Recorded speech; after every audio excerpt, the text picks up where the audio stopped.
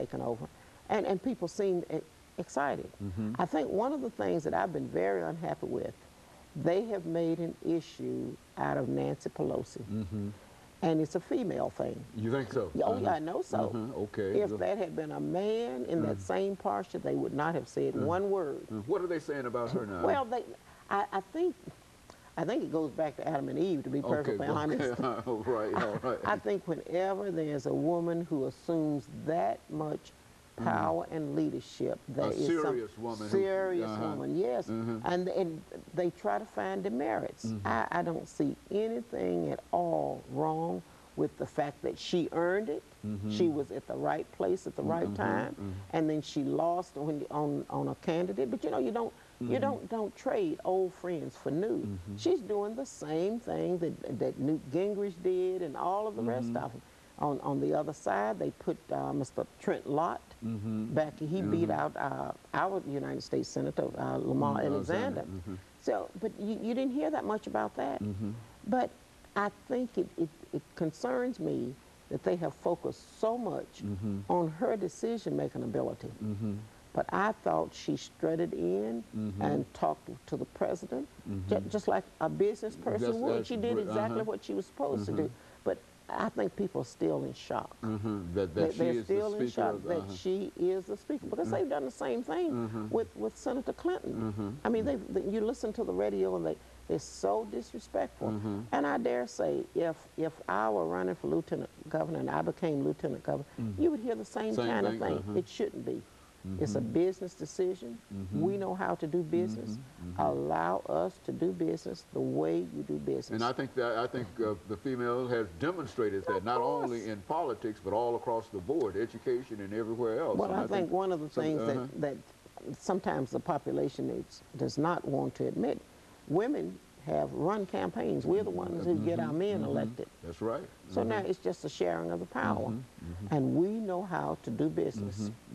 And it has not set very well. But in looking at what the real issues are, you know, the immigration issue, people are concerned about that.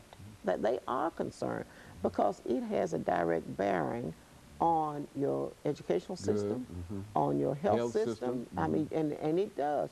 You can't allow people who are here to just lay out in the street and die. You've got to feed children and help mothers and fathers when they become ill. So it does tax your system. It really does. It impacts your system. Then the other issue is, you know, when you listen on a daily basis and see our young men and women dying in the war, and some of them, they're just babies when they're 18, 19, 20 years old.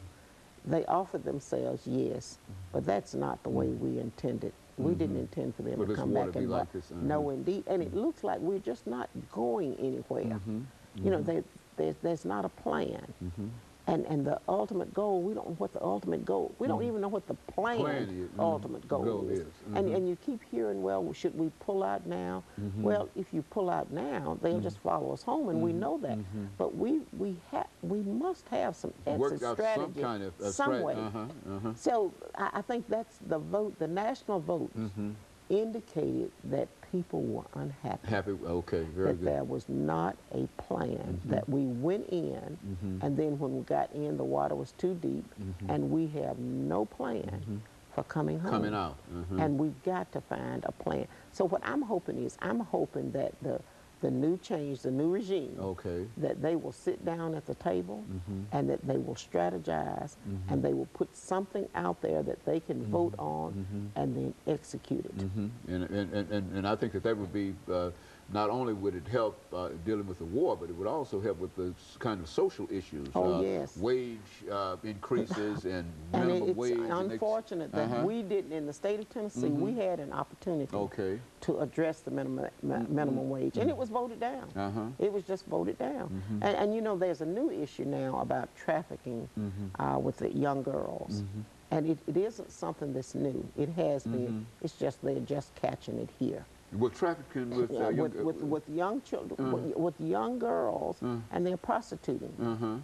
We have Representative Mike Turner has met with our legal team, and I'm going to carry it on the Senate side. And I feel comfortable that the rest of the senators will sign on but we're going to try to put a stop to that. Okay, very good. The federal government, you know, the FBI and so has already apprehended someone and have them under indictment, but it becomes a major, it's like trafficking other things. They're trafficking young girls for the purpose of prostitution, and we've got to change that. One last thing before I see the clock is ticking down. I'm a member of the Tennessee Sports Authority for the state of Tennessee, and we're having our induction ceremony in February. And I nominated Coach Gillum, Sr., and he will be inducted along with the late Cornelius Ridley, Coach Ridley, posthumously he will be. But Coach Gillum will be there, and we just invite the public to come. Very good. Okay, and Senator Harper, you know the time, and you know the situation. And so, of course, let me encourage you, our audience, to tune in again next week for another informative edition of Comments. Thank you, and good morning.